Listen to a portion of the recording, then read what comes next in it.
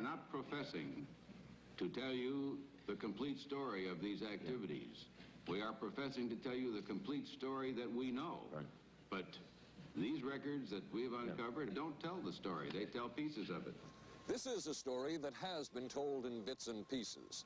This is an attempt to pull most of it together. We know we don't have the full story. We do, however, have some striking new revelations and insights. The story begins here, just off the nation's front yard, the Mall. The buildings behind me were the headquarters for the World War II Office of Strategic Services. It was here that the first halting steps toward mind control began. The shaper and molder of OSS was General Wild Bill Donovan. He said of his group's work, "We may have made mistakes, but we were not afraid to try things that were never done before." In this anything-goes atmosphere, Donovan appointed this man, Stanley Lovell, a Boston industrialist, to break new ground in many scientific and technical fields. Donovan called Lovell his Dr. Moriarty, after the fiendish professor in Sherlock Holmes. Lovell liked the name and posed for this Saturday Evening Post photo.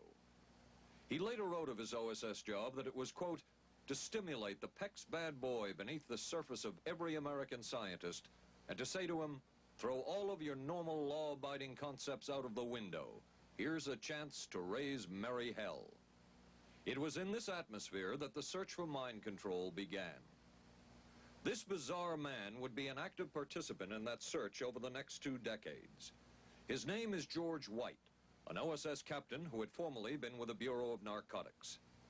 In his diary, seen here publicly for the first time, White left a legacy of the darker side of American intelligence work.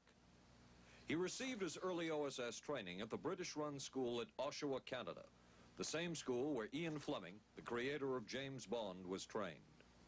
White referred to the school in his diaries as the Oshawa School of Mayhem and Murder. Mike Burke, former OSS colleague of White's and now president of Madison Square Garden Center. Very compelling fellow, mysterious fellow, almost mystical fellow. He was fascinating because you knew something about him, but not enough about him to really get a fix on him.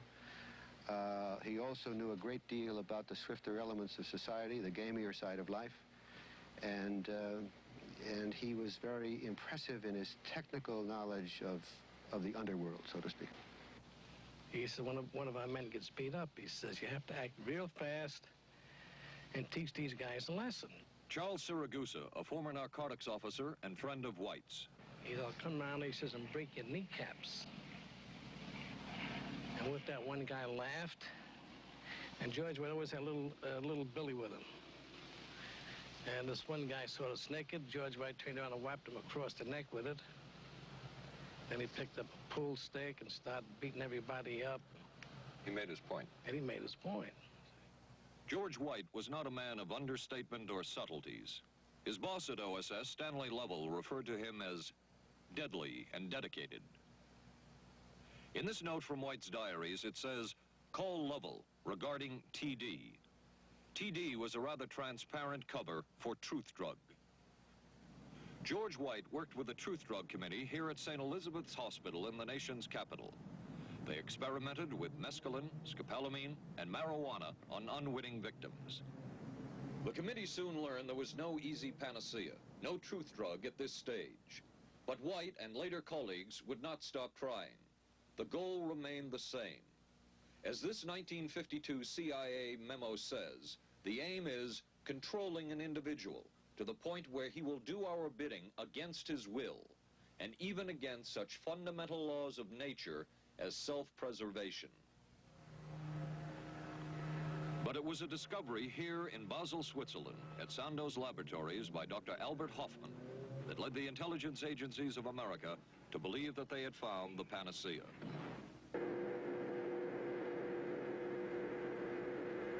The discovery was lysergic acid diethylamide, LSD. The film that you see is considered by many experts to be the closest illustration of the effects of a hallucinogenic. It was one of the first times that anybody had run into a powerful drug that was different than anything else that they knew anything about, John Gittinger, recently retired chief psychologist for the CIA. This is the first time Gittinger has been interviewed publicly. We could disable a whole city by putting a very small amount on a water supply. After all of these years of us, those of us who are involved in looking for this secret drug, this was the only thing that began to look for the first time like it might be something like that. The CIA's interest in LSD was intense. The worry was that the Russians would get hold of it. Were the Soviets into LSD? I'm going to have to say I'm sure they were, but if you ask me to prove it, I've never seen any direct proof of it. But at one point, intelligence information received from Switzerland said that Sandoz Laboratories was about to put 100 million doses of LSD on the open market. And it caused enough concern within the agency that the United States was prepared to buy the entire supply. However, a slight mistake had been made. The mistake is made public for the first time. I just found out on a new CIA document that there were no such large quantities of LSD on the market. John Marks has filed numerous Freedom of Information suits against the CIA and has unearthed much new material. He is the author of The Search for the Manchurian Candidate, a history of intelligence agency work with mind control. He is a consultant for this report. What happened is that there was a military attaché in Switzerland, an American officer, who got milligrams and kilograms mixed up. In other words, he made a mistake of thinking 1/1000th of a gram was the same as 1,000 grams, which is a mistake of 1,000,000 times. So when the CIA got the intelligence that there were 100 million doses on the market, in fact, there were 100 doses. The man who would oversee the CIA's research into drugs and most of the agency's behavior programs is this man, Dr. Sidney Gottlieb, a chemist. Dr. Gottlieb declined ABC News' request for an interview. In their never-ending search for the miracle weapon, CIA operatives searched here in the remote mountain areas of southern Mexico for what up to then had been considered a myth, magic mushrooms. They used this man, a part-time chemist for the CIA, to dupe this man, a vice president of a bank and an amateur mycologist or mushroom expert, to try to get to the magic mushrooms and turn them into a drug. But it would be the amateur, R. Gordon Wasson and his colleagues, who would win the race and develop the drug psilocybin from the magic mushrooms. We went into the Mazatec area, far from the highways, remote from Mexico City. There we found that rotten bagasse, as it's called, bagasso, covered with mushrooms. These mushrooms I didn't know, had never seen. They were the sacred mushrooms. Wasson would also discover and record the ancient mystical rites of the mushrooms from a local shaman or magical priestess, Maria Sabina. And we were seeing incredible sights. They would go slowly or they would go fast as I ordained. All your senses are rendered acute. We say that you see visions, you see hallucinations, but that doesn't begin to tell the story. The hallucinations are only part of it. You hear sounds, you smell things. The night was thrilling.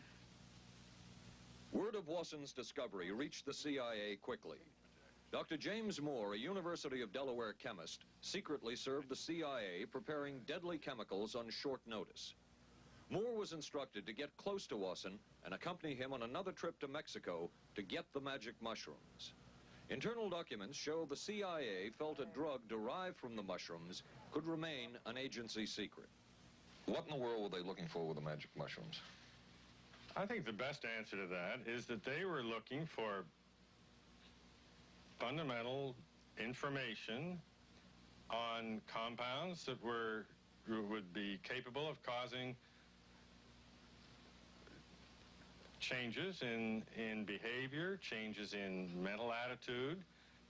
Did you ever consider what would have happened if any of these substances were given to, say, unwitting people? Oh, I don't remember having considered that specifically. What if you, I trust perhaps you've thought about it, Well, I haven't worried about it. Your question again, what would I have thought had I known that Any of these substances would have been given to... unwitting persons. You mean a hostile agent of another government? No, I mean think that was probably one of the things they had in mind. I mean testing it out on an American citizen. I